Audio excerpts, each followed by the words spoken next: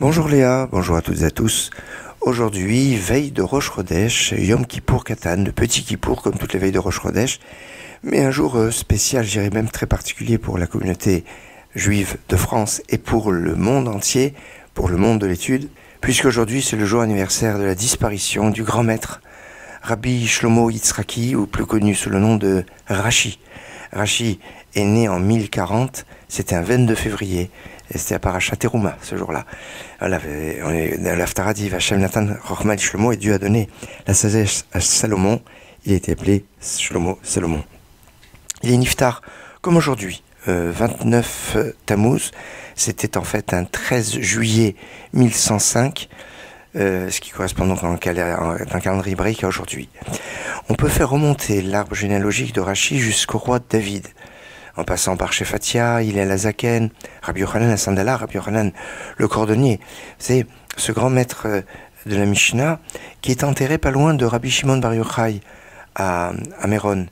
Quand vous rentrez pour aller sur la tombe de Rabbi Shimon Bar Yochai, vous allez sur la droite, vous montez, il y a une petite montée comme ça qui monte, et puis là-haut, sur la montagne, il y a la tombe de Rabbi Yochanan Asandala, qui était 33 générations avant Rashi. D'ailleurs, comme on n'a pas de lieu pour se recueillir sur la tombe de Rashi, aujourd'hui, certains vont sur la tombe de Rabbi Yochanan Sandalar et disent même que c'est la de Rabbi Yochanan Sandalar aujourd'hui pour se rendre sur sa tombe et prier par le mérite de Rashi.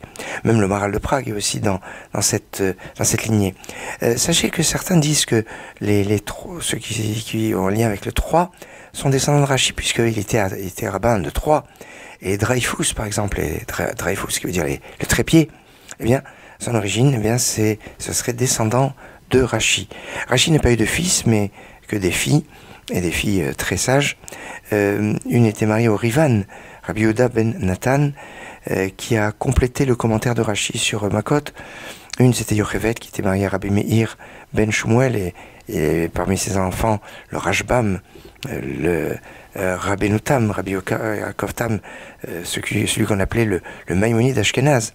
Enfin, il a eu une descendance et des élèves ô combien prestigieux, puisque c'est toute l'école des Tosafot et Tosafis. Lui-même avait étudié à Worms, à Mayence, et parmi ses maîtres, on retrouve Rabbeinu Gershom à Gola, qui est niftar d'ailleurs proche de cette époque, et Rabbi Yaakov ben Yakar.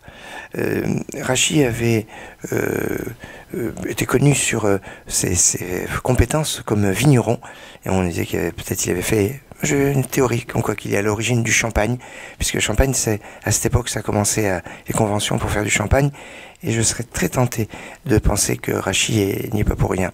Alors, mais question, que veut dire les acrostiches Rashi? Alors, on traduit en général par Rabbi Shlomo Yitzhaki. Rabbi Shlomo, fils de Yitzhak, Yitzhaki qui vient de Yitzhak. Enfin, c'est une appellation un peu particulière. C'est pour ça que certains ont voulu dire que c'est les initiales de Rabban Shel Israël, le maître de tout Israël, ou Rabbeinu Sheikhi, notre maître qu'il vive. Et donc, il serait toujours vivant quelque part à travers ses enseignements. Le commentaire de Rashi a le bonheur et le génie de pouvoir être accessible à un enfant de 5 ans, qui peut se poser les questions que Rashi se pose, parce que quand on veut étudier Rashi, il faut se poser des questions. Il faut savoir à quelles questions Rashi répond. Et c'est comme ça qu'il faut étudier Rashi. Et ces questions, en général, c'est un enfant de 5 ans qui est en mesure de pouvoir se les poser. Maintenant, on peut approfondir. Et sachez que il y a des commentaires sur Rashi, des super commentaires, des commentaires de Rashi, comme Rabbi Eliyahu Mizrahi, comme le Siftei Chaim, Siftei Chachamim, les Siftei Chachamim. On a vu à peu près 134 commentaires à la base, comme ça, à la volée, sur Rashi. On parle de l'écriture Rashi, mais l'écriture Rashi n'a pas été créée par Rashi, mais par les éditeurs qui ont imprimé le commentaire de Rashi, notamment à Reggio del Calabre en 1475, et ont adopté la cursive séfarade italienne pour le commentaire de Rashi.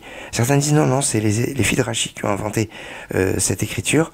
Toujours est-il que c'est une écriture dans laquelle est écrit de nombreux commentaires. Il y aurait beaucoup de choses encore à vous raconter sur Rashi, mais il est temps pour moi de vous souhaiter une excellente journée.